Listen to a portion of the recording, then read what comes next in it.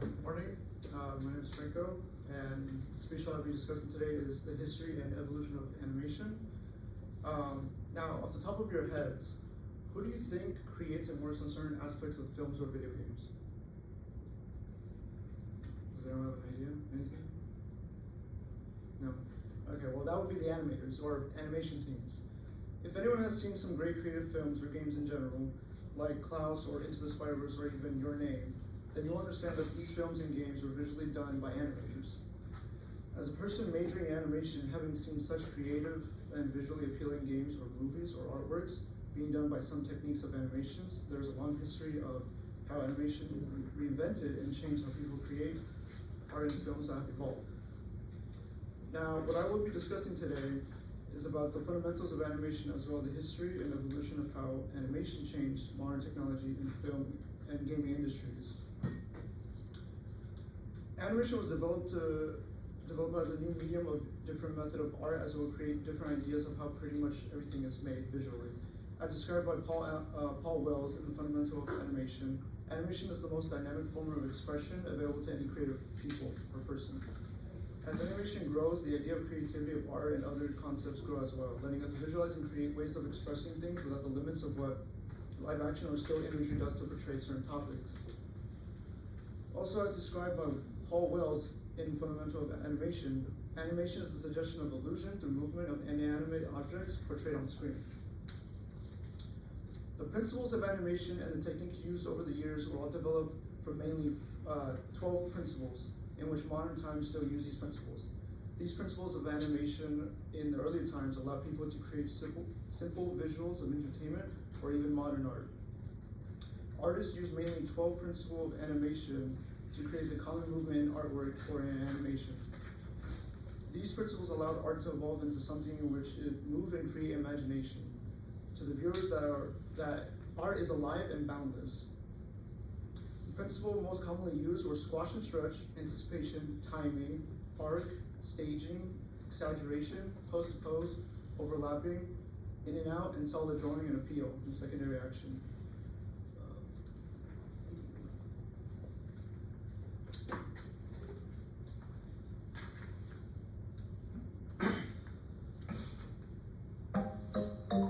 Wix is your platform to perform on.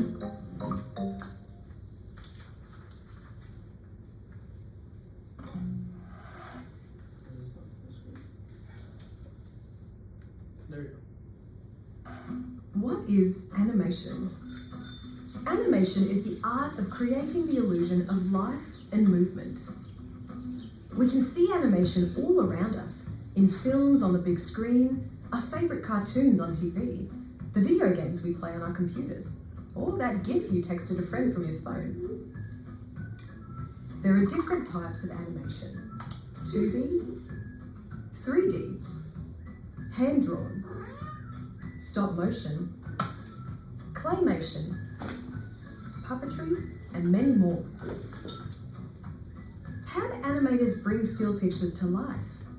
In animation, we call every still image a frame, and movement is created by stitching frames together. The more frames per second, the smoother the motion will look. However, to make their animations more believable and appealing, animators also follow a set of guidelines called the 12 Principles of Animation. Let's have a look at each one of them. Squash and stretch. This principle refers to the way we can animate objects to get longer or flatter in order to give them a sense of weight, speed, and mass. The more an object is squashed and stretched, the softer it looks. Less squash and stretch makes an object look stiffer. One important thing to remember is that the overall volume of the object needs to remain the same during the squash and stretch. When an object gets longer, it gets narrower, or when it gets flatter, it gets wider. Anticipation. This principle is used when characters or objects make an action that gives viewers a clue about what is going to happen next. In this frame, we can see an action that anticipates what is coming next. The toast jumping out of the toaster. Staging. This principle refers to the way that we present or frame an idea, so it's easily understood by the audience. There are many ways we can apply staging to an animation. It can be through acting, setting, camera angle, timing, or any combination of these techniques. Animators also use staging to control where the audience is focused. An example of bad staging would be if too many things happen at once in a scene. We wouldn't know what to look at. To make your audience focus on the actions and the surroundings, you could use a full shot. Or, if you want them to focus on a character's expressions, you could use a close-up shot. Straight ahead and pose to pose. This principle refers to two different techniques of animation. When we animate straight ahead, we are drawing each frame as we go. When we animate pose to pose, we draw the key poses first, and then we draw the in-betweens. Follow through and overlapping action. This principle happens when parts of a character's body or object keep moving after the leading part stops. This technique adds realism to animations and follows the rule of inertia. Slow in and slow out. When objects or characters move, the motion often starts at a slower pace, becomes faster, and then slows down again before it stops. In frame-by-frame animation, when we want to make objects move slower, frames have to be drawn closer to each other. When we want objects to move quicker, we need to draw the frames further away from each other. Arcs. In nature, motions are rarely straight, but instead follow a circular path or arc shape. When we apply this principle to our animations, objects and characters will move in a more organic way. Secondary action. A secondary action is an animation that supports the main action. It adds additional meaning to the primary action. Timing. When actions are happening in animation, pauses between actions and their speed are all part of timing. It also affects the way we perceive an animation and the message we are getting across. This principle gives viewers time to process what is happening in the animation. Exaggeration. This is a widely used principle and can be applied to any character's reaction, pose, and expression. By using exaggeration, we create a bigger impact on the viewer, and the message we are trying to communicate becomes really evident and more believable. Solid drawing. Creating solid drawings means illustrating objects and characters that make us feel like they are placed in a three-dimensional space and have volume and weight. Appeal.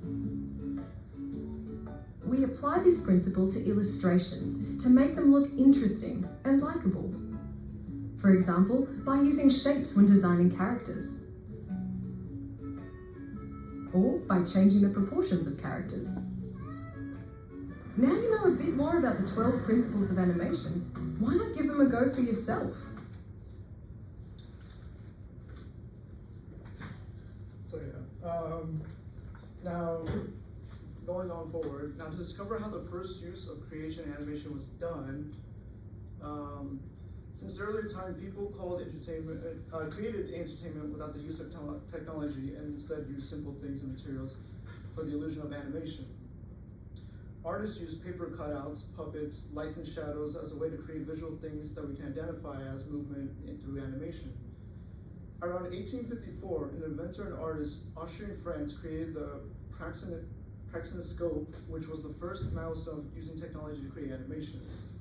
The praxinoscope was the object that had multiple still images around a wheel, and when spun around a light source, the images can be seen to move as a cartoon or as an animation. If you guys have seen like The Conjuring, this thing is in it. It's in the movie. It's just still an object that like moves the images through like the acts of motion. Industries try to use the use of paper and pencil animation as a way to create a new concept of cinematography and animation. In 1928, a small cartoon done by Walt Disney called Steamboat Willie was made with the popular character Mickey Mouse to show growth and evolution of animation with sound and solid visuals. As Walt Disney's studio became popular in cinematography, their success changed how films and cartoons were made, and many years later, with technology, animation became the main medium of almost everything in art and animation.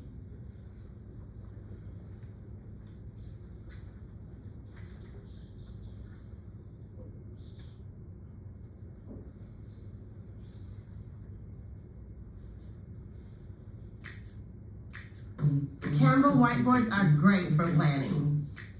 Ooh. In 1928, sound came to the motion pictures. In the movie industry, that is the animated cartoon and regular motion pictures alike, a new chapter was opened. Our first sound cartoon at the Disney studio was Steamboat Willie. This was also the first public appearance of Mickey Mouse. Audiences were astonished to see drawings apparently making their own sound.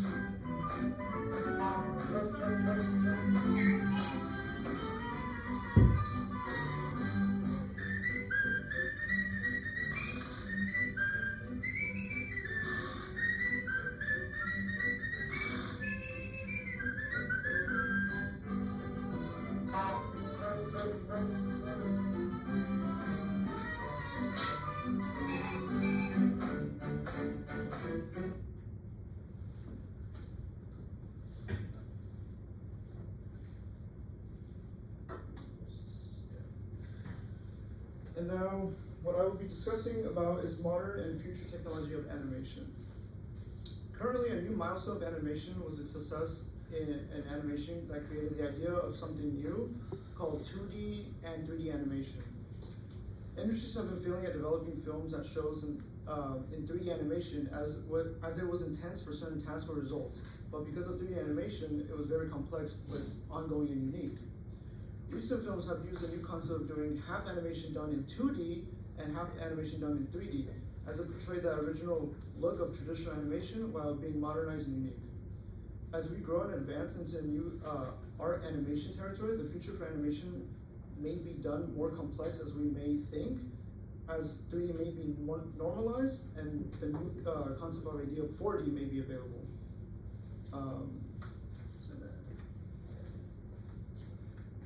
These videos are like kind of long, so I don't know if whichever you guys want to pick. Spider-Man.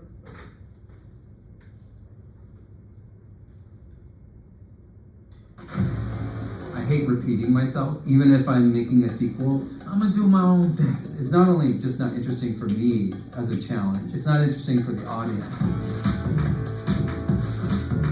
We essentially took a ton of comic books and we laid them all out on a table and we said, which of these worlds do we want to go into? It's like we made, 5 or 6 different films in one film.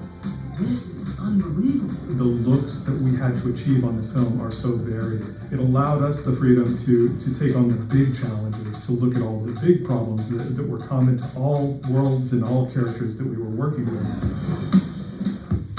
We were sort of building the track as the train was rolling. We were inventing technology that would support the creativity of this film and the artistry of this film. One of the wonderful things about the use of technology in this film is technology is used in service of emotion and in service of character. We were trying to push computer graphics away from being something that looks overtly digital looking and trying to invent new tools to capture the essence of that hand-drawn style. We created a tool called Kismet that could recreate ink lines in different styles. Within that tool set, there's a lot of control for dialing the amount of lines, the thick, thin how offset the lines are from the surface, you can get much more organic than you would with a kind of like the previous methods of doing it. Wanna get out of here?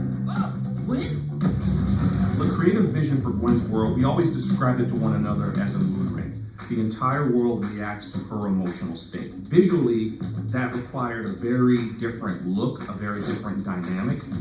We used a lot of watercolors. It was basically meant to evoke a painting. We discovered this really cool application called Rebel, and Rebel has this ability to simulate watercolor, and we had to figure out a way of using it within animation. It was a challenge, and you have to be ready to fail a lot, It's not funny. but the failing is really what leads to the successes. That's one of, I think, the secrets of the collaborative process is that you have to give people room to make mistakes. I really went into every record, every edit session, everything I had to do with that kind of mindset, which is don't be afraid to do it wrong. As a filmmaker, as an artist, it's awesome working at Sony because they've always encouraged me to take risks, to always try new things, and never have they ever balked at some of the craziest ideas. It gave us the freedom and the liberty and the kind of support to really push the tools and experiment.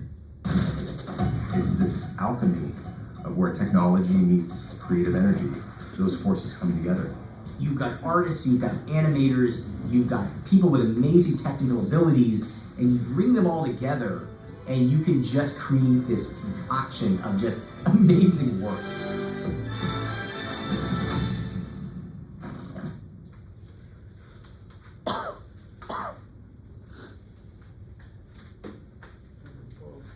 In conclusion, the evolution of animation will keep advancing and create such different ways as we portray and grow. That's it.